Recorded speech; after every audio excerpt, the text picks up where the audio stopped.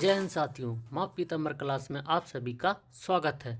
तो आज हम लेके आए हैं विटामिन से संबंधित प्रश्न जो परीक्षा में बार बार पूछे गए हैं। तो चलिए देर न करती हुए क्लास को स्टार्ट करते हैं। पहला क्वेश्चन क्या कहता है, विटामिन डी की कमी से कौन सा रोग होता है।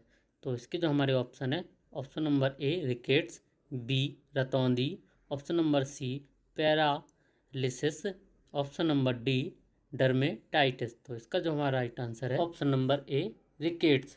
तो चलिए अगला क्वेश्चन देखते हैं। क्वेश्चन नंबर 2 क्या कहता है, क्वेश्चन नंबर 2, किस विटामिन की कमी से खून का बहना रुकता नहीं है।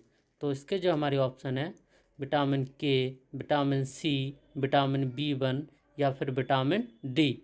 तो इसका जो हमारा राइट आंसर है वो है ऑप्शन ए विटामिन के इज द राइट आंसर। तो चलिए नेक्स्ट क्वेश्चन की ओर चलते हैं। किस विटामिन की कमी से एनीमिया रोग हो जाता है। तो इसके जो हमारे ऑप्शन है, vitamin B12, vitamin B1, vitamin B2 या फिर विटामिन B6। तो इसका जो हमारा राइट आंसर है वो है option number D vitamin B6 is the right answer. चलिए नेक्स्ट क्वेश्चन की ओर चलते हैं। मनुष्य के नेत्रों के संचालन के लिए कौन सा विटामिन आवश्यक है। इसके ऑप्शन है vitamin A, vitamin D, vitamin के या फिर विटामिन ई। तो इसका जो हमारा राइट आंसर है वो है option number A vitamin A, vitamin is the right answer. तो चलिए अगला क्वेश्चन देखते हैं।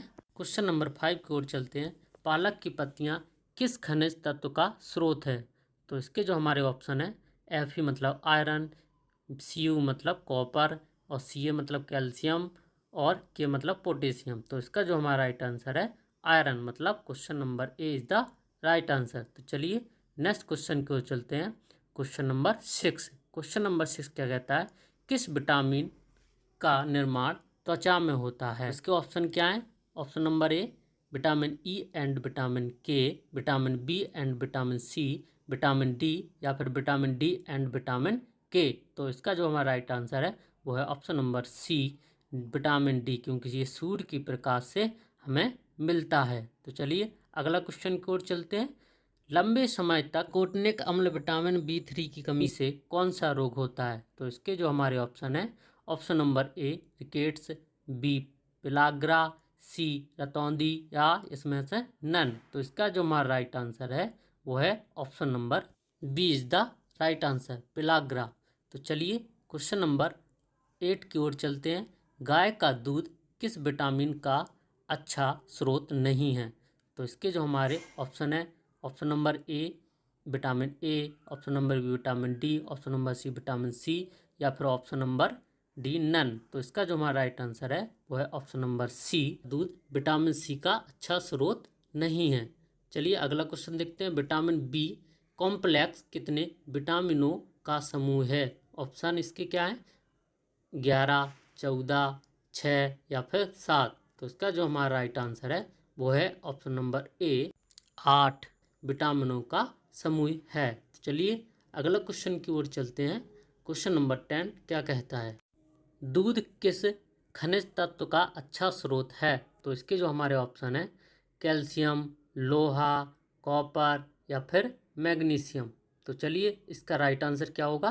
तो इसका जो हमारा राइट आंसर है वो है option number A calcium is the right answer. दूध का अच्छा खनिज कैल्शियम होता है। चलिए क्वेश्चन नंबर 11 देखते हैं। क्वेश्चन नंबर 11 क्या कहता है, विटामिन डी का अच्छा स्रोत है।